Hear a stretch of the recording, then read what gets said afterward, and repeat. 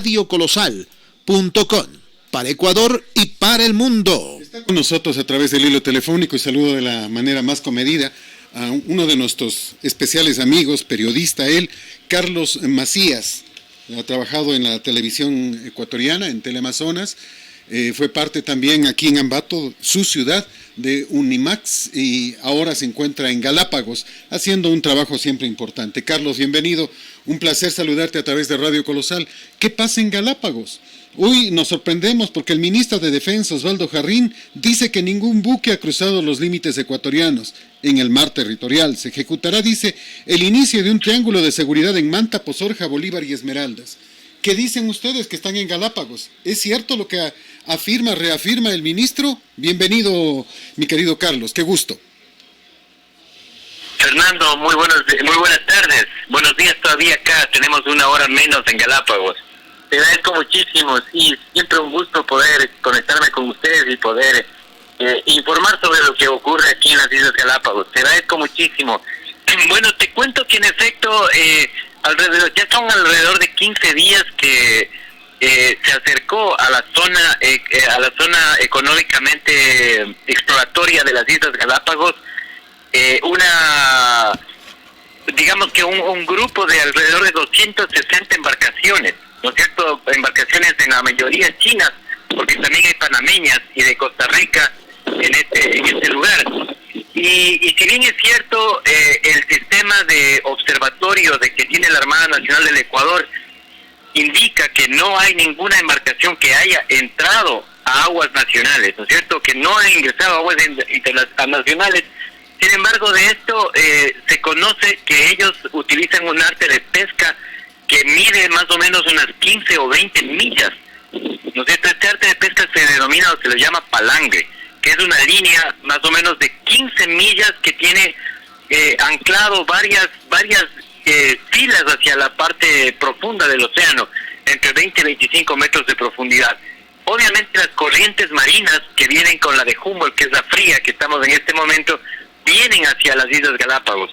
Entonces, el problema mayor para el tema ambiental y para la gente que vive en el archipiélago de Galápagos y trabaja para temas de conservación, es que este arte de pesca sí ingresa a las aguas nacionales. O sea, sí estaría, si bien es cierto la embarcación ¿a las aguas interiores, Carlos, a las aguas interiores o a la zona económica exclusiva, que igual son ecuatorianas, pues son de procedencia ecuatoriana, de pertenencia ecuatoriana? Exactamente. Sí, nosotros como Ecuador tenemos 200 millas náuticas, ¿no es cierto? De esas 200 millas náuticas, 40 millas es de la Reserva Marina de Galápagos, 12 millas es aguas abiertas, digamos, y las 188 millas son aguas nacionales, es soberanía del Ecuador. Entonces las embarcaciones están entre las 201 y 210 millas, es decir, están fuera de aguas nacionales. Pero no con el arte de pesca están dentro. Es súper complicado. Con el arte de pesca, sin embargo, están dentro. Exactamente. Lo que la gente ambiental del mundo del ambiente están explorando ahorita, ¿no? Están saliendo algunas embarcaciones de varias cooperaciones internacionales al punto para verificar y ratificar esta medida de que estaría el arte de pesca dentro de aguas nacionales, lo cual sería absolutamente prohibido y atentatorio a las especies que están dentro de nuestro mar ecuatoriano. La pregunta es, ¿y qué podemos hacer si el propio ministro dice que no pasa nada, Osvaldo Jarrín? Bueno, mira, te comento que lastimosamente la normativa, por ejemplo, Convemar, la convención que todo el mundo la conoce ahora, todo el mundo habla de la Convemar, ¿no es cierto?, donde somos alrededor de 160 países miembros de esta, lastimosamente ha demarcado, ha limitado las 200 millas como soberanía nacional, pero no ha limitado, una franja en donde donde limite de alguna manera el ingreso de embarcaciones que realizan pesca.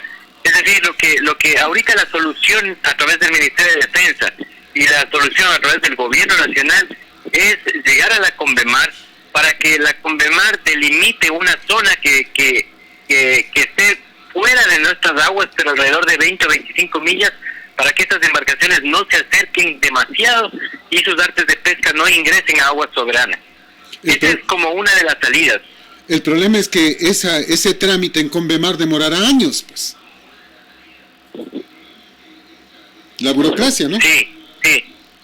Ese es uno de los limitantes. Ahora, la Convemar no es que se reúne cada mes ni cada año. O sea, a veces hay años que ni siquiera se reúne la convención y eso, claro, complica. Pero lo que se está haciendo a nivel nacional es, de alguna manera, tratando de decretar una zona de emergencia, ¿no es cierto? Una actividad y zona de emergencia a las 200 millas de mar soberano para que la convención se reúna y pueda decidir o tomar una decisión sobre esto.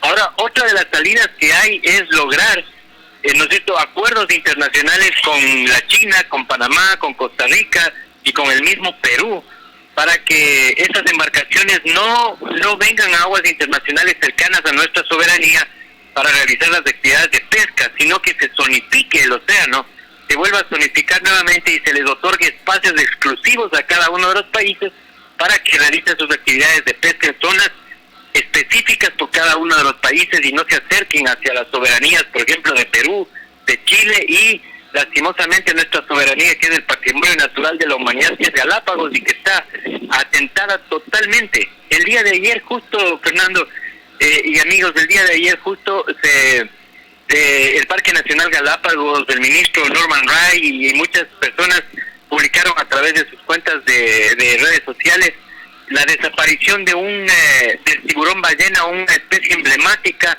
que estaba siendo monitoreada por los sistemas de conservación, y esta definitivamente desapareció del planeta. Entonces, lo que a lo mejor ocurrió es que fue capturada por este grupo de embarcaciones que están realizando la pesca, y eso sí sería terrible.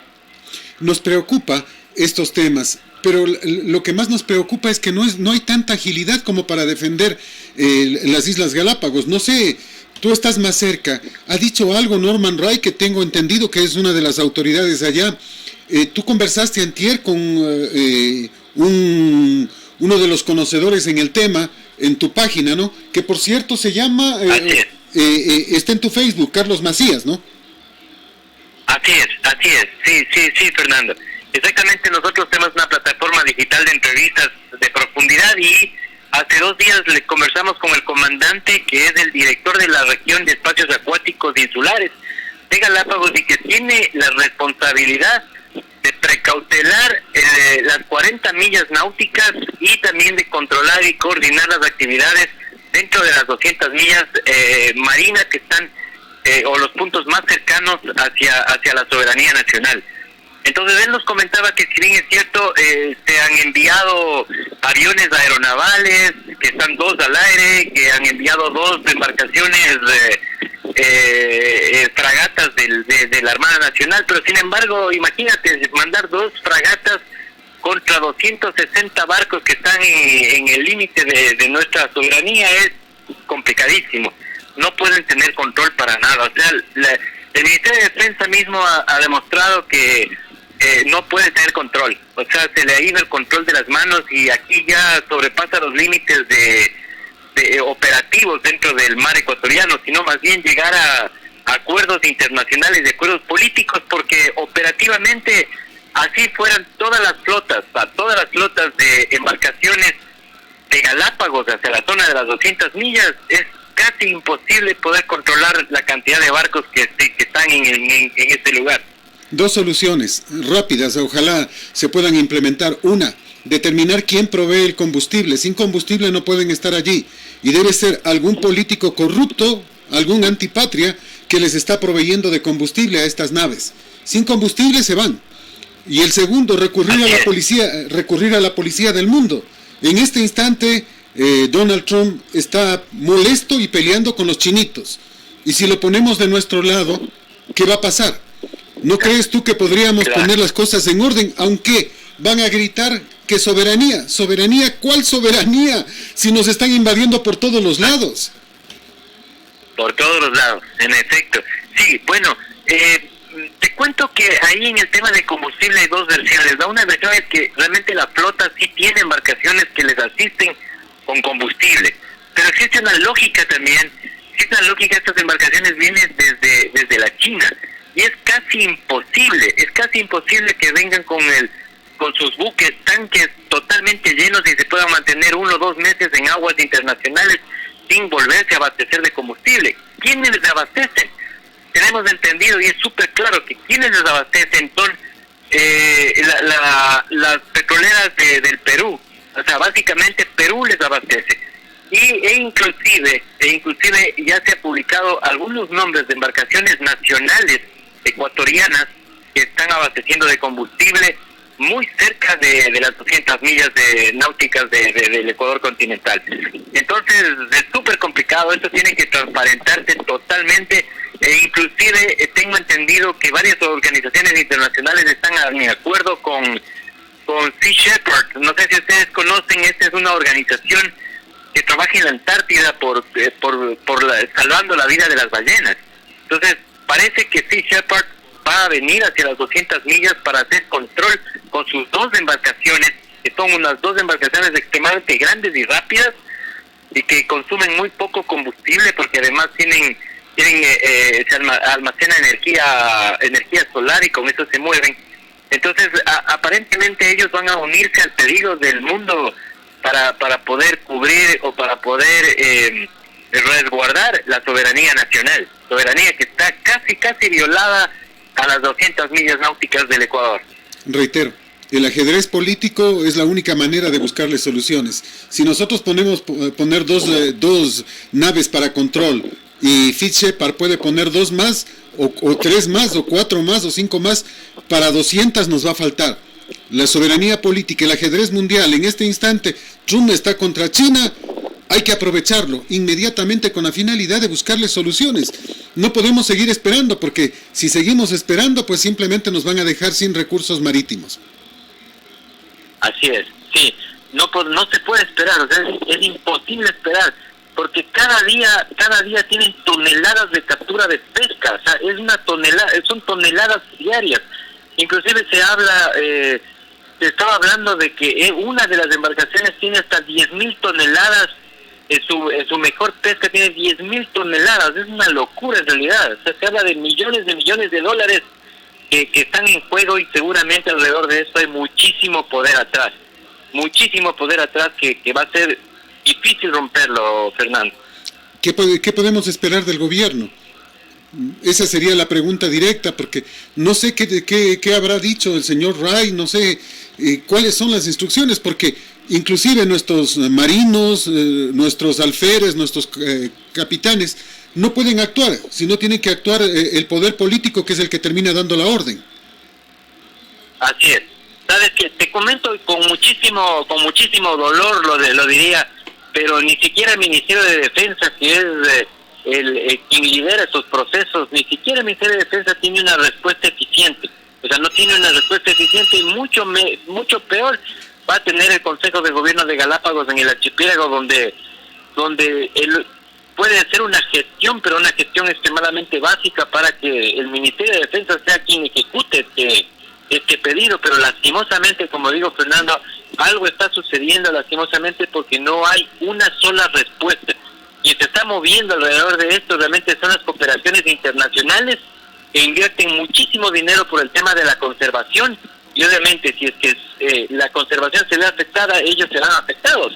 Entonces también hay algún tipo de intereses por ese lado, ¿no es cierto?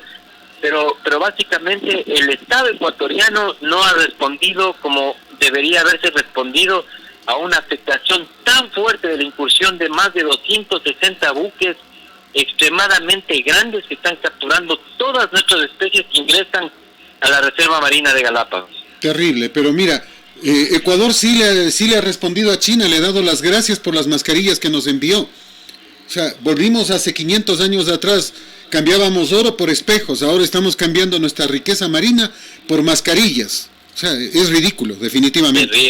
Terrible, en realidad terrible. Yo creo que tenemos que seguir presionando súper fuerte y buscar la forma de calificarla en estado de emergencia a las 200 millas náuticas ecuatorianas, para que de alguna manera la Convemar se reúna, sea responsable, se reúna y tome una decisión en beneficio de las especies marinas que ingresan a Galápagos, y sobre todo a la violación de una de una soberanía, de un espacio soberano como lo tenemos en 200 millas del Ecuador.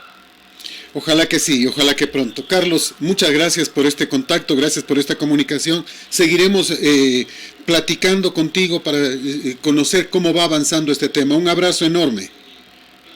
Con todo el gusto del mundo, Fernando. Siempre un gusto poder estar acá, al otro lado, a 1.100 millas, ¿no es cierto?, del Ecuador continental, pero poderles contar, ojalá contarles buenas noticias y no tener que tratar temas tan difíciles como este también.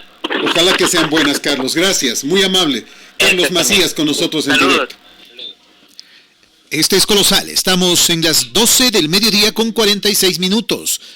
Estamos en 1000.40 y en Colosal Estéreo HD en www.radiocolosal.com. Y regresando a Ambato, hay 5 puntos de alta incidencia de robo a personas.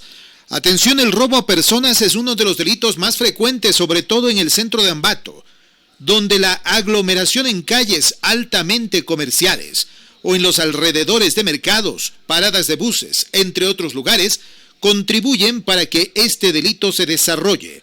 Entre las cosas que más se sustraen están celulares, carteras, joyas y hasta compras que la ciudadanía lleva en sus manos. Según información de la Policía Nacional, si bien en los meses de cuarentena se redujeron los ilícitos, en junio y lo que va de este mes, nuevamente se evidencia un incremento. La calle Juan Benigno Vela en diferentes intersecciones, la avenida 12 de noviembre, al igual que el parque del mismo nombre, los alrededores del Mercado Modelo y Central y las calles Tomás Sevilla son puntos de alta peligrosidad, idóneas para el robo a personas, así lo cataloga Pablo Cárdenas, jefe del Grupo de Operaciones Motorizadas del Distrito Norte. El uniformado aseguró que los robos en estos sitios son a diario, aunque la ciudadanía no quiere denunciar, lo cual imposibilita el trabajo de la justicia. En este instante estamos contactando y le agradecemos la gentileza al señor doctor Gijón, con quien estamos ya en contacto y en comunicación.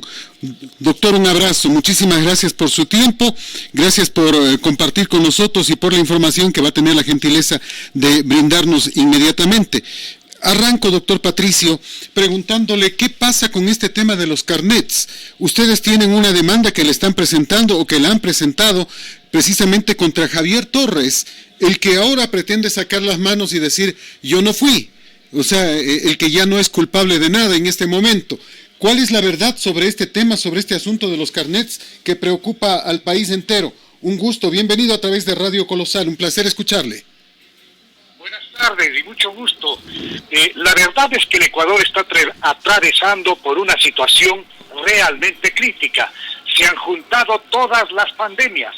La de salubridad propiamente dicha, la pandemia de la economía que ha dejado sin puestos de empleo y trabajo a centenares de miles de ecuatorianos, la pandemia de la corrupción que sin duda es la más letal que todas las demás.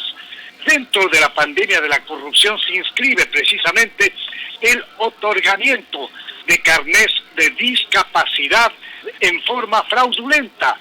Y este es un delito execrable, porque afecta precisamente a un sector vulnerable y a un sector respetable de la población ecuatoriana que tiene naturalmente una serie de opciones de orden legal para que el Estado busque cierto tipo de protecciones. En ese orden, el CONADIS, el Consejo Nacional de Discapacidades, pretende, como usted bien dice, pretende mirar hacia el costado, pretende decir yo no tengo responsabilidades y endosa todas ellas al Ministerio de Salud Pública de manera inadecuada. ¿Qué hacer? ¿Cuál es la reclamación directa que usted está haciendo? Porque no se puede permitir que esto pase, pues no. Bueno, hemos presentado una denuncia concreta ante el Contralor General del Estado, que es el doctor Pablo Celi. El Contralor General del Estado ha ordenado, y esta es una noticia que en primicia se la doy a usted, ha ordenado ya una auditoría de gestión integral para descubrir con claridad quiénes son los que tienen responsabilidades de orden civil administrativo, así como indicios de responsabilidad penal en la entrega inadecuada, fraudulenta y criminal de carnés de discapacidad. Esto está ordenado ya por el Contralor del Estado y deberemos tener en un plazo mayor de unos 10 a 15 días concretas responsabilidades para apreciar exactamente hasta dónde han llegado con este tipo de maniobras que se inscriben en la corrupción. Doctor, directamente, ¿de qué acusan ustedes al señor Javier Torres?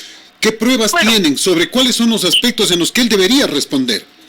Bueno, yo tengo un aspecto específico relacionado con el CONADIS y que tiene que ver con el hecho de que yo soy abogado ad honorem de la Federación Nacional de Ciegos del Ecuador.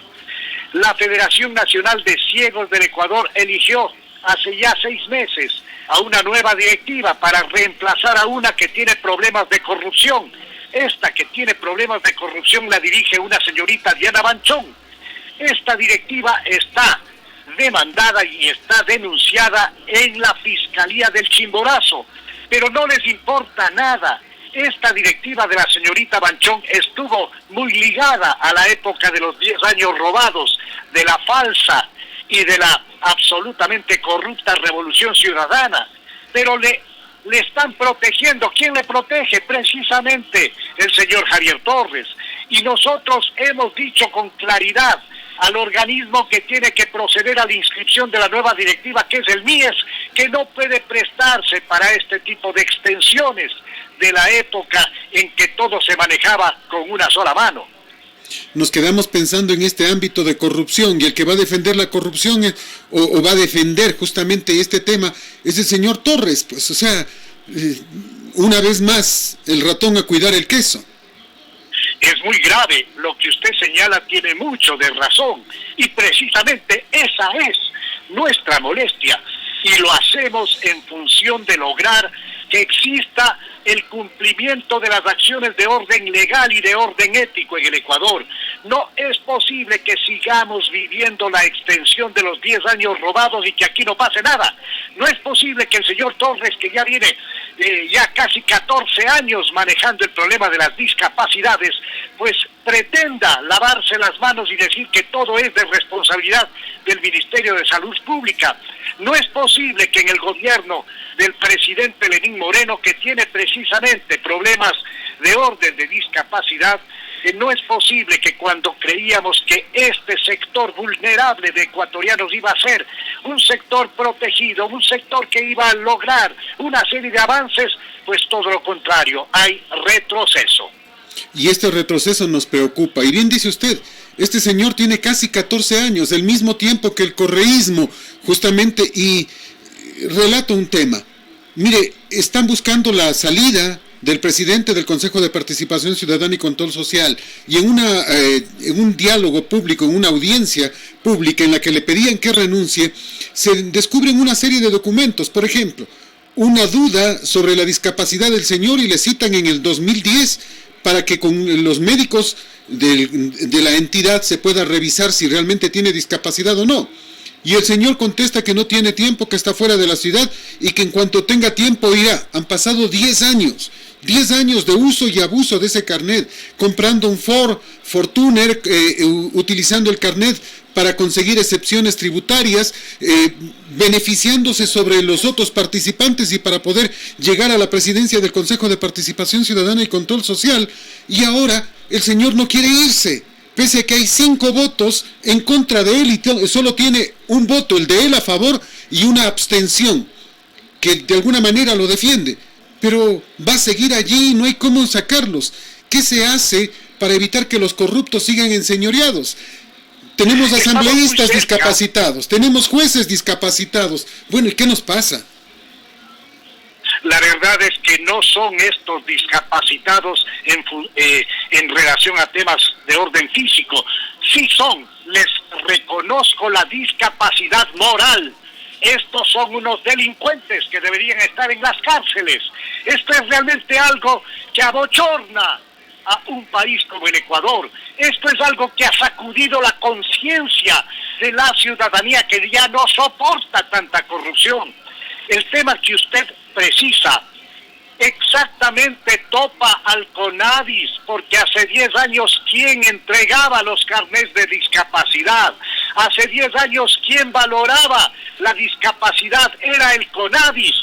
Por eso es que nosotros, de manera, creo yo, correcta, hemos pedido la intervención de la Contraloría General del Estado, organismo en el que confiamos y estamos seguros que se van a establecer con absoluta claridad las responsabilidades de orden civil, administrativo y penal, y por fin se van a conocer este tipo de situaciones de orden criminal. En el caso que usted anota, le recuerdo que estamos cerca a que se dé una consulta popular que se está promoviendo a efecto de que desaparezca definitivamente ese Consejo de Participación Ciudadana y Control Social, donde no hay ninguna participación ciudadana, donde no hay ningún control social, y fue un invento del Correato para manejar todo dictatorialmente. Este fue un invento del populismo que todo lo maltrataba, que todo lo manejaba, que todo lo usaba para pretender dar a entender a nivel internacional que había un consejo donde existía una participación ciudadana y un control colectivo, tema que jamás se dio. La preocupación que tenemos es que mientras tanto el tiempo sigue pasando, los dineros se siguen llevando. Yo no entiendo cómo es que mientras hemos estado atravesando el problema de la pandemia, ¿cómo es posible que se hayan entregado, no sé si eran 3,000 o 30,000 nuevos carnets? Y uno termina asustado y dice, bueno, ¿y en qué rato? ¿Quién hizo los chequeos? ¿Quién hizo las revisiones? ¿Por qué están pidiendo justo en este momento, no? Es así. Esto hace parte de las redes de corrupción que fueron tejidas a lo largo de los 10 años más corruptos que registra la historia del Ecuador. Esto es algo que tiene que ver con todo lo que se hizo a través de la Asamblea Constituyente de Montecristi, que lo único que hizo fue relajar aspectos de orden penal para provocar espacios y avenidas amplias para la impunidad. Esto es lo que hay que corregir, pero señor periodista, yo tengo plena confianza en la tarea patriótica, seria, eficaz, responsable, una tarea profesional que viene cumpliendo la fiscal general del Estado, doctora Diana Salazar Méndez. Estoy seguro que ella iniciará de oficio una acción penal en contra de ese presidente del Consejo de Participación Ciudadana, que no puede estar ahí un segundo más frente a lo que se ha descubierto. Y es una verdad, y es una preocupación que tenemos. Finalmente, y agradeciéndole su tiempo, sé que está en carretera, yo quiero reiterarle el agradecimiento por tener la bondad de regalarnos estos minutos, pero sí me gustaría un comentario sobre la ratificación, si vale el término, de la condena por el caso Arroz Verde a Correa y sus acólitos. ¿Cuál es su comentario sobre esto? Como no, en primer lugar yo creo que se inicia una reinauguración de la justicia en el Ecuador. Hay tal cantidad de pruebas, se ha probado hasta la saciedad, que se organizó, que hubo una organización criminal en el más alto nivel del Estado ecuatoriano desde la presidencia de la República para pedir, para exigir a una serie de contratistas y de empresas dineros sucios, y luego se les entregaba contratos. Por eso es que este caso se llama ahora Sobornos 2012-2016. Antes se conoció como resultado de un proceso de investigación periodística como el caso Arroz Verde. Yo estoy convencido de que este último pataleo que tienen los encausados para presentar la casación, pues también tendrán ellos la posibilidad de encontrarse con una justicia que les diga no, que ratifique en definitiva, en última instancia, el fallo que condena a 8 años al expresidente de la República, Correa, y a los más altos capitostes que hicieron parte del mal llamado, insisto, gobierno de la Revolución Ciudadana. Entonces, aquí hay algo que sí debo decirle. El juez, los jueces, los magistrados de la Corte Nacional de Justicia deberán enmendar la parte que tiene que ver con la prohibición para hacer política por 8 años. Eso está en contradicción con la disposición constitucional constante en el artículo 223, que claramente, como resultado de la consulta popular de febrero del 2018, se lo enmendó para que exista muerte civil. ¿Qué significa eso? Para que quienes hayan estado en hechos y actos de corrupción con sentencia ejecutoriada de último nivel no puedan nunca más ser candidatos ni ejercer puestos a nivel del Estado ecuatoriano. Doctor Patricio, finalmente, ¿cree usted que se podrá llegar a una sentencia ejecutoriada antes de que Correa se inscriba como candidato? ¿O lo tendremos que tener como candidato una vez más? Es imposible, le confirmo que es imposible. Primero porque Correa tiene al momento una orden de prisión preventiva por el caso del secuestro del político Balda. Entonces, si es que él pone un pie en el Ecuador o en el consulado para pretender inscribir una candidatura, debería ser apresado. Y luego, estoy absolutamente convencido de que se dictará definitivamente una sentencia que ya, quedando como sentencia ejecutoriada y en firme, determinará la muerte civil de este grupo de delincuentes que a mala hora manejaron por más de 10 años el Ecuador. Usted dice es imposible que se inscriba, pero con Atamaín todo es posible, porque ella ya anticipó que podría inscribirse en una alegación extranjera para ser asambleísta por el extranjero, que eso sí lo puede hacer, dijo. Hay una justicia de orden penal que debe prevalecer, hay una justicia de orden constitucional que deberá aplicarse. Yo veo que es inviable la posibilidad de una candidatura de ese pillastre.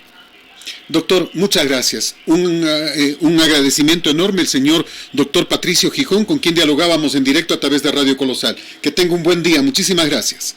Un saludo cordial, hasta luego. Muy amables, Colosal.